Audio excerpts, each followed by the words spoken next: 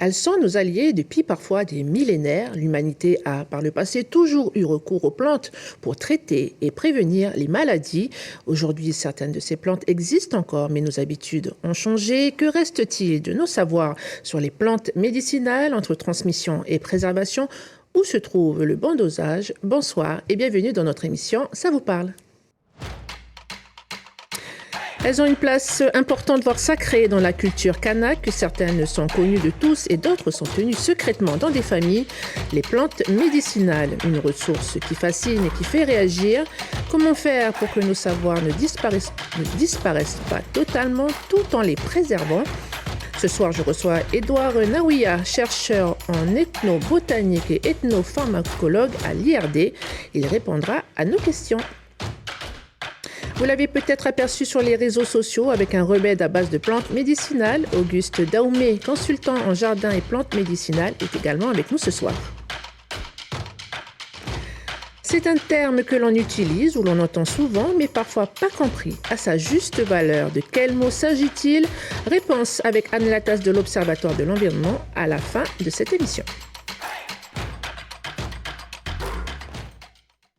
Bonsoir à tous les deux. Bonsoir. On va déjà planter le décor et comprendre un peu ce que vous faites exactement. Auguste Daoumé, vous êtes consultant en plantes médicinales pour un hôtel de Nouméa. Sincèrement, c'est la première fois que j'en entends parler de ce poste. Je vous ai découvert dans les réseaux sociaux et je vous propose d'abord de regarder cette courte vidéo. Bonjour, c'est Auguste. Comme d'habitude, l'hôtel Gondwana, les petites astuces d'Auguste du jardin de Gondwana. Donc voilà, un morceau d'aloe vera et une feuille de citron. Vous le mettez ensemble, donc vous l'ouvrez ici l'aloe vera, vous reprenez juste la chair de l'aloe vera à l'intérieur, vous mélangez avec la feuille de citron et vous l'écrasez bien avec un tout petit goutte d'eau comme ça. Vous le mettez dedans, vous le mélangez et ensuite vous le récrasez encore et vous le buvez. Donc ça va justement guérir l'estomac, le foie et tout ça. Les petites astuces du Gondwana. Bisous, tata. Voilà, merci. Voilà, c'est une vidéo de 40 secondes. Hein. Je suppose que c'est une petite partie de votre activité. Que faites-vous concrètement? Alors moi, je suis au Gondwana, donc je suis jardinier paysagiste et je m'occupe beaucoup sur les plantes médicinales. Donc les plantes médicinales, donc voilà, on essaie de replanter, d'essayer de remettre des plantes médicinales et de montrer justement aux gens qui sont là, qui ne connaissent pas, pour qu'ils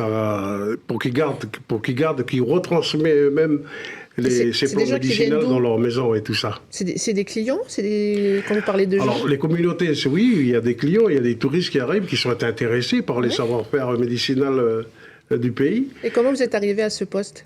Alors, moi, je suis arrivé avec ce poste, au début, je suis rentré pour dessiner. Donc, voilà, comme je suis dessinateur, je dessine un peu dans les chambres de l'hôtel. Et je me suis occupé du jardin, donc j'ai proposé de m'occuper du jardin parce que comme j'aimais bien justement les plantes, mais surtout les plantes médicinales, voilà. Edouard Naouia, vous êtes ethnobotaniste. Quelle est la différence avec un botaniste tout court? Alors, pour être très simple, oui, pour que les gens comprennent. Mieux.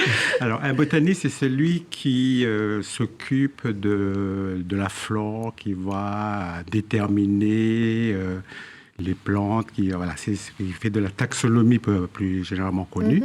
Et l'ethnobotaniste, c'est celui qui va s'occuper de l'usage, il va étudier les usages dans une société particulière des plantes. Alors, moi, je préfère bien vous dire le terme, c'est plus, on parle beaucoup plus de plantes utiles que plantes médicinales. Parce qu'en fait, plantes utiles, il y a plusieurs...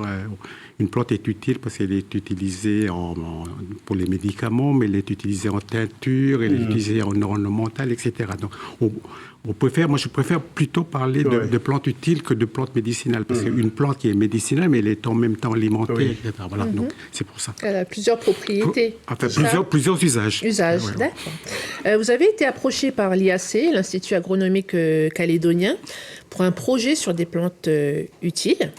Des fiches pratiques viennent justement d'être partagées en ligne sur le site agripedia.nc. Est-ce que vous pouvez nous en parler? Alors, Il n'y a pas que moi qui a été approché par l'Institut agronomique calédonien. On est plusieurs à être approchés, notamment il y a Auguste qui est là, il y a l'Institut Pasteur, il y a l'Institut agronomique calédonien. Enfin, il y a beaucoup de gens qui ont été approchés. Et moi, j'étais aussi approché parce que je suis ethnobotaniste. En fait, mon rôle au départ, ça a été de participer à une première sélection des plantes qu'on a sélectionné à partir des écrits, à partir de ce qu'on a fait en fait. Donc il n'y a pas eu d'enquête de terrain proprement dit. On est parti des livres qu'on a fait, le livre sur Marais, les livres de Bernard Suppa dont on a parlé tout à l'heure. Il y a d'autres choses. On a eu et à partir de là, on a sélectionné un certain nombre de plantes dites utiles, qui sont très connues. Et l'ensemble des gens qui étaient là, on a formé un comité pour arrêter la liste définitive des 18 plantes qui vont faire l'objet qui seront injectées dans le site Agripédia de l'IAC. Ce sont des plantes qui sont, vous avez dit tout à l'heure, utiles, mais c'est des plantes couramment utilisées ? Ah oui, c'est des plantes très couramment utilisées. Donc, c'est pas des plantes... ce sont des plantes très, très connues, genre corosol, genre citronnier, cocotier, tout ça. Donc, c'est vraiment des plantes qui sont connues, mais connues et reconnues par tout le monde. Donc, voilà. Et c'était donc à l'initiative de l'IAC, l'Institut agronomique...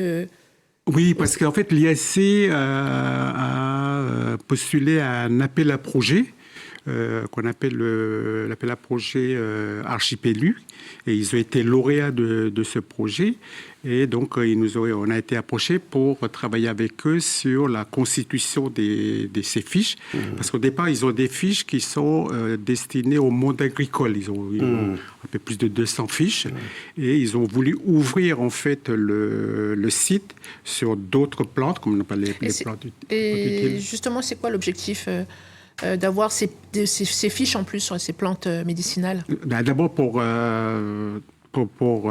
avoir d'autres plantes que les plantes à destination des agriculteurs et tout ça. Et puis aussi, parce que comme je vous disais tout à l'heure, les plantes, c'est pas que des plantes agricoles, c'est pas que des plantes alimentaires. Il y a aussi toutes les autres plantes, et notamment les plantes qui sont utilisées par les populations. Donc ça vient déjà enrichir les fiches ça vient enrichir les existantes. Avant de poursuivre, je vous propose de regarder ce reportage. Il a été réalisé peu de temps après la crise sanitaire en mars 2022. Il s'agit d'un atelier autour de plantes médicinales à Yengen. Non, les feuilles d'avocat. On boit peut-être un bol tous les jours. Ah oui, c'est pour le dos, quand on a mal au dos. Mal de dos, de tête, d'oreille ou encore les taches blanches sur la peau, les remèdes à ces maux sont divers et variés. Sur les quelques plantes médicinales apportées pour l'atelier, chacune a sa méthode d'utilisation. Ça soigne tout ce qui est nez qui coule, quand les enfants ils toussent, quand on a mal à la gorge. On fait bouillir. On fait bouillir et puis on laisse refroidir un peu puis on boit. Parmi la dizaine de participantes se trouve une jeune femme qui prend attentivement des notes. C'est pour pas trop utiliser les médicaments pharmaceutiques, tout ça, enfin les médicaments qu'ils donnent au dispensaire, au docteur. Si on peut se soigner à la maison, c'est un plus aussi. Mais nous, chez nous, les Kanak, les plantes médicinales, on fait de la prévention parce qu'on se soigne avant. Tu vois? Par exemple, quand on va dans les champs d'igname, tout ça, on a des médicaments qu'on prend déjà pour faire les maisons, tu vois, la construction des maisons, tout ça. À l'animation aujourd'hui, Marie-Joëlle de la Fédération des femmes de Puebo. Une présence évidente pour celles qui mènent depuis 2017 des travaux sur la médecine traditionnelle kanak. Leur objectif, la réappropriation des savoir-faire, une préoccupation devenue urgente depuis l'arrivée de la Covid-19. C'est cet échange-là qui va nous permettre de nous guérir, nous soigner de cette maladie. Parce qu'avec cette maladie, avec ce microbe, on va se faire dépister au dispensaire ou dans les hôpitaux, mais pas forcément qu'ils nous soignent, ils ne nous donnent pas de médicaments. Alors nous, quelque part, on retourne dans notre pharmacopée, dans notre nature pour se nourrir, pour se soigner, se guérir. Voilà, un reportage d'Aurélie Chiran. Alors, Auguste Daumé, comme certaines de ces femmes, vous avez bien voulu transmettre vos savoirs. Pourquoi? Alors, les savoirs qu'on a, justement, qu'on a acquis, d'ailleurs, par les parents, par les grands-parents, par les grands-pères, c'est qu'aujourd'hui, moi, je pense qu'il faut partager avec toutes les communautés du territoire, parce que c'est comme ça qu'ils vont poursuivre, justement, les recherches et demain apprendre aux enfants que de garder soi-même. Et puis, si on n'est plus là, ben, ça disparaît avec nous, quoi. Il n'y a plus de... Alors que écrit, à l'époque, avec les grands-pères, c'était toujours oral, quoi. Il n'y a pas d'écrit, il n'y a pas dans le milieu kanak, quoi. Aujourd'hui, on essaye de partager avec toutes les communautés pour que ça diffuse dans le pays et tout ça. Même en apprenant aussi des plantes avec d'autres communautés, d'autres savoirs avec d'autres communautés. C'est comme ça le partage qu'il faut faire actuellement. C'est ce qu'il disait tout à l'heure M. Naouia aussi, le terme de plante multi-usage. C'est vrai que nous on dit médicinal, mais il y a des propriétés aussi que la plante aussi, elle peut être en accord avec tout ça aussi. Voilà. Et justement, ce que vous partagez à travers les réseaux sociaux notamment, c'est des savoirs que vous avez acquis comment? Alors les savoirs que j'ai acquis, c'est le savoir des... Vous savez que ma mère, elle est issue d'une famille de la Grande-Terre, après Dimier. Donc moi, j'ai grandi là-bas. J'ai grandi aux îles aussi. Donc voilà, il y a des savoirs des plantes multi-usages sur la Grande-Terre et sur les îles. Et comme ça, j'ai acquis ces connaissances-là. Et puis des frangins, des frangines, des parents. Donc aujourd'hui, j'essaie de retransmettre, de partager avec tous ceux qui viennent me voir, quoi. Et moi, je pense qu'il ne faut pas le garder. Donc aujourd'hui, on a des livres qui sont là, qui sont illustrés au niveau de toutes ces plantes-là. Eh ben, c'est comme ça c'est de le bouquin, mais je veux dire, oralement, nous, on peut partager avec d'autres communautés, quoi. Mais alors, comme tous les sujets qu'on a fait sur l'utilisation des plantes médicinales ou plantes utiles, ce sujet, par exemple, il y a eu des commentaires positifs, mais aussi négatifs, sur le fait de dévoiler des remèdes qui ont été transmis par les vieux. Est-ce qu'on vous l'a reproché? Je comprends très bien, parce que dans le système kanak, donc au niveau des plantes dites médicinales, c'est secret, c'est tabou, c'est dans un clan, on n'a pas le droit de le sortir, il faut demander aux responsables du clan, est-ce qu'il y a moyen de pratiquer ou de se soigner par cette plante. Et je pense qu'aujourd'hui, il y a des gens qui ne sont pas d'accord, c'est vrai. Pour moi, je crois qu'il ne faut pas le garder soi-même. Il faut le diffuser comme ça, tous ces gens, tous ces enfants qui sont là, qu'ils apprennent dans le primaire et tout ça. Et d'ailleurs, c'est bien d'apprendre dans le primaire aussi. Donc moi, je pense qu'il faut partager aujourd'hui. Je comprends très bien le ressentiment d'une famille de dire il y a des médicaments qu'on n'a pas le droit de sortir en dehors du clan, quoi. Mais ça, je comprendrais bien, quoi. Voilà. Mais même question pour vous, Edouard Naouia, est-ce qu'on vous l'a reproché? On me l'a reproché, oui et non, mais en fait, je reviens sur ce qu'a dit Auguste. En fait, ce qu'il faut bien savoir, c'est que dans la pharmacopée traditionnelle, il y a en fait deux statuts. Il y a ce qu'on appelle les plantes qui appartiennent à la phytothérapie familiale. Et ça, ce sont des plantes dont les usages sont connus par tout le monde. Et là, les gens ont le droit d'utiliser. Il n'y a pas de souci. Et puis, il y a toutes les plantes qui appartiennent à ce qu'on appelle dans la sphère privée, c'est-à-dire le clan, là. Et ça, c'est des propriétés des clans. Donc après, c'est au clan. Hein. Je rejoins ce qu'Auguste l'a dit. C'est au clan de décider de ce qu'ils veulent faire. Est-ce qu'ils veulent partager ou pas. Mais moi, j'insiste sur le fait qu'il y a une érosion des savoirs, il y a une perte des savoirs, et il faut faire quelque chose. Parce que si on ne fait pas quelque chose, malheureusement, ces savoirs-là vont se perdre. Donc, il faut en discuter sur les moyens de transmission, mais je pense qu'il faut y réfléchir sur la façon de transmettre les savoirs. Tout transmettre, est-ce que c'est pas tout perdre ensuite? Ou ne rien transmettre, est-ce que c'est tout perdre aussi? C'est aussi ça la question, quoi. Donc je veux dire, il faut trouver le juste milieu. Le juste équilibre. C'est l'occasion pour moi de vous montrer une autre courte vidéo toujours prise sur le réseau social avec Auguste Daumé. Vas-y. Bonjour, c'est Auguste. Comme d'habitude, chaque mois, le petit astuce d'Auguste. Alors, l'astuce, c'est des grands-mères, de papa et des mamans. Hein, voilà. Donc, c'est des petites astuces, mais qui servent beaucoup aujourd'hui pour se soigner. Donc, ça, c'est un petit pied d'avocat. Donc, je vous conseille de prendre les bourgeons, les 3 dernières, les 4 feuilles qui sont en haut, de faire une infusion, une tisane et de le boire. Donc, ça soigne quoi? Ben, ça soigne exactement les maux d'estomac et de foie. Voilà. Merci, bisous, tata, à plus. Et voilà, des petits conseils, mais voilà. Et j'ai vu aussi que c'était pas mal vu et pas mal partagé. Justement, on va rester quand même sur ces discussions de transmission et de cette crainte, parce qu'il y a eu des cas de biopiraterie en Nouvelle-Calédonie. C'est donc le fait de s'approprier des savoirs traditionnels de manière abusive ou illégale. J'entends l'importance de transmettre ces connaissances, mais aussi la crainte que ces savoirs ne soient plus sacrés. Comment faites-vous, Edouard Naouya? Comment on fait Je pense qu'il y a aussi des discussions qu'on a avec les autorités, hein, donc le gouvernement, le Sénat coutumier, notamment sur comment cadrer.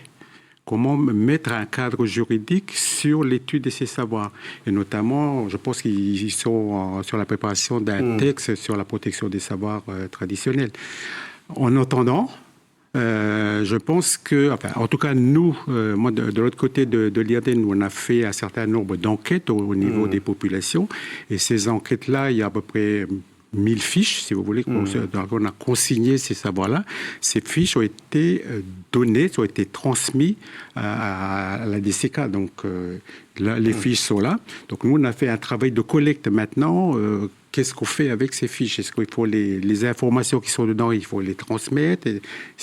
C'est pas, en tout cas, c'est pas à nous de prendre la décision de les transmettre. Donc, mais en tout cas, nous, on a fait le travail de collecte. Voilà. Parce que déjà, dans les provinces, il y a déjà un cadre, il y a aussi un accord, le protocole de Nagoya, qui a été... qui est entré en vigueur, en tout cas en France, en 2014, ici un peu plus tard. Donc c'est un accord qui vise un partage juste et équitable des avantages découlant de l'utilisation des ressources génétiques de plantes, animaux ou bactéries. Et justement, quand vous récoltez les informations sur ces plantes-là, comment ça se passe? Est-ce que ces gens ils savent ce que vous allez en faire? Oui, mais bien sûr. Alors, je reviens sur les codes d'environnement des provinces, là, parce que vous en parlez de ça. Nous, quand on va sur le terrain, on demande des autorisations. On ne va pas comme ça. Donc, on demande des autorisations pour aller collecter, pour aller enquêter, etc. En plus, lorsqu'on va voir des gens, on a ce qu'on appelle, parce que pour l'instant, on n'a pas d'autres moyens que ça, on a ce qu'on appelle un formulaire de consentement pour informer les gens sur ce qu'on fait. Donc, ils sont informés de l'objectif du projet, de ce qu'on veut faire sur le projet, de ce qui va être fait après. Donc, les gens nous disent, OK, on travaille avec vous et on signe le formulaire de consentement, ou on ne travaille pas avec vous et on ne signe pas le formulaire de consentement. Et dans ce cas-là, nous, on ne fait pas les choses. On est libre de donner ces informations ou pas. Vous êtes aussi d'accord avec ce qui est dit? Moi, je pense qu'il a tout à fait raison, M. Naouya, de dire... on n'arrive pas comme ça, quoi. On essaie d'informer les gens, on demande aux gens est-ce que c'est possible d'être ensemble, travailler sur un sujet et tout ça. Donc voilà, je pense que dès que le moment l'attribue ou quelque part ils sont d'accord, à ce moment-là, on se met ensemble, on va travailler. Mais s'ils ne sont pas d'accord, on ne va pas les forcer. Donc voilà. Par rapport à justement ces fiches là, qui viennent d'être publiées sur le site agripedia.nc, quel a été justement votre rôle? Moi, j'essaie d'apporter mes connaissances au niveau des savoirs, ce que j'ai acquis, quoi. Donc, en même temps, avec M. Naouya et l'association qui est en marche de faire ce travail-là, je crois qu'on s'entend bien et puis on essaie d'apporter notre contribution donc pour avancer les choses, quoi. Voilà. Alors, on voit bien... Alors, je voudrais juste rajouter une chose, c'est que ces fiches, donc on a produit ces fiches, mais elles ne sont pas figées, c'est-à-dire qu'on pourra continuer à l'implémenter, à l'alimenter au fur et à mesure en fonction des informations. Des découvertes et tout. Ça. Justement, par rapport, parce que moi j'ai regardé, j'ai vu pas mal de choses, mais comment on sait qu'il n'y a pas de risque, par exemple, sur la santé? Alors, par rapport à son utilisation? si vous regardez bien les fiches, il y a ce qu'on appelle des précautions d'usage dans la fiche. On dit bien aux gens, ce ne sont que des informations qu'on donne. Ça ne remplace pas l'avis médical, ça ne remplace pas l'avis d'un tradipraticien. Donc, s'ils veulent utiliser la plante, il faut qu'ils aillent voir le tradipraticien. Parce qu'il faut aussi éviter de faire ce qu'on appelle l'automédication. C'est pas ça le but. Le but, c'est d'informer les gens sur l'usage de ces plantes. Voilà. Toujours par rapport au site, ce qui a retenu mon attention, c'est que ces fiches sont accompagnées d'un descriptif de la médecine traditionnelle kanak avec vraiment la conception kanak de la maladie. Pourquoi l'avoir fait? Parce que vous auriez pu faire fiche tout court avec en fait, les propriétés. Une médecine traditionnelle, elle est rattachée à un peuple. Donc, si vous voulez, par exemple, si vous voulez la médecine traditionnelle, il faut comprendre ce que c'est que la médecine traditionnelle kanak. Donc, il faut parler de la conception. Ce ne sera pas le même travail si vous allez faire ça, par exemple, en Polynésie ou au Vanuatu. Il y a la conception de la médecine vanuataise, etc. C'est pour ça que c'est accompagné de la conception de la médecine traditionnelle kanak. On va arriver au terme de cette émission. Juste peut-être pour finir, est-ce que tout le monde peut venir vous voir pour avoir des informations sur ces plantes, Auguste, ou pas? Oui, Vous êtes trop occupé là. Merci de poser la question. Oui. Bon, je suis en bas, je suis à disposition des gens qui sont intéressés de découvrir des plantes qui soignent, qui sont à multi-usages. Et voilà, j'invite tout le monde à venir, il n'y a pas de souci. Même s'ils veulent des boutures, je peux leur faire des boutures. Il n'y a pas de souci sur ça. Oui, je voudrais juste rajouter que Auguste, c'est ce qu'on appelle des personnes ressources. Donc, moi-même, je suis venu le voir avec mon étudiant quand on a fait une enquête sur la médecine infantile. Donc, c'est des personnes ressources, on en a un peu partout. Donc, voilà. Je ne suis pas le seul. Je crois que beaucoup de gens qui sont avec ces acquis-là, mais qui n'osent pas aussi mettre sur table, dire voilà, c'est comme ça qu'on fait. Et puis, je pense qu'aujourd'hui, c'est... Moi, ce que je pense qu'il faut diffuser, qu'il faut partager aujourd'hui, que tout le monde connaisse l'usage des plantes. Bon, bien, merci. On arrive donc au terme de cette émission. Je vous propose de recevoir Anne Lataste avec sa chronique environnement. Bonsoir Anne. Bonsoir Falaï. Alors aujourd'hui, tu vas nous parler de biodiversité. C'est un sujet qui revient quand même assez souvent. Oui, c'est vrai. Mais est-ce qu'on se pose vraiment les bonnes questions ? On compte les espèces vulnérables, on compte les espèces en voie d'extinction, on compte les espèces disparues, on dit que la biodiversité c'est précieux, que celle qu'on a ici en Calédonie est unique au monde. On vit actuellement sur la planète la 6e extinction de masse. Il y a des associations, des ONG, des bénévoles, des ministères, des organisations internationales qui s'échinent à essayer de sauver ce qui peut l'être. Mais pourquoi ? Pourquoi est-ce que tous ces gens s'évertuent à sauver la biodiversité absolument ? Peut-être parce qu'on en a besoin, mais c'est quoi la biodiversité finalement ? Ben voilà, ça c'est la question de fond. Parce que spontanément, on va penser aux jolies petites plantes trop mignonnes, aux petits animaux qu'on nous montre sur les réseaux sociaux, etc. On réfléchit juste à l'échelle de l'espèce. Mais ce que signifie le mot biodiversité, c'est l'intégralité du monde vivant. On parle de cycles infinis qui, si on ne les avait pas perturbés, auraient pu fonctionner en équilibre jusqu'à la fin des temps. Les plantes captent l'énergie lumineuse et le CO2 et elles en font de la nourriture pour les animaux tout en dégageant de l'oxygène que ces derniers respirent. Et puis les animaux vont en nourrir d'autres et puis tout ce petit monde va mourir et puis nourrir les sols qui nourrissent les plantes et puis tout recommence. Et ça a l'air simple dit comme ça, mais en fait, ça ne l'est pas tant que ça. Tout est évidemment bien plus complexe, car pour que cela fonctionne bien, il faut qu'il y ait des bactéries et des champignons à tous les étages, les minéraux, le cycle de l'eau, la sédimentation, l'énergie de la terre, etc. On parle de cycles dans lesquels l'homme, à la base, avait toute sa place, et dans lesquels... Dans certains endroits de la planète, il l'a encore, et partout ailleurs, il devrait la retrouver. Et nous avons besoin que tout cela continue de fonctionner en cycle infini, en équilibre. Donc c'est ça, tout ça, la biodiversité ? C'est exactement tout ça. Et tous ces gens, bénévoles, associations, ministères, institutions, organisations mondiales, ont sans doute raison de s'y intéresser si on veut que la planète reste habitable pour nous, êtres humains. Si ça vous intéresse, si ça intéresse tous les téléspectateurs, je vous invite à lire quelques bonnes lectures sur le site de l'Œil. On a dans la bibliothèque numérique plus de 12 000 références disponibles sur l'environnement calédonien. Et donc vous allez sur oeil.nc et puis on s'en reparle. Merci Anne, que nous retrouverons le mois prochain. Voilà, c'est la fin de cette émission. Émission que vous pouvez revoir sur caledonia.nc. Merci Eugène Daoumé. Merci Édouard Naouia d'avoir accepté notre invitation. Et puis merci à vous de nous avoir suivis. On se retrouve mercredi prochain. Excellente soirée. Merci.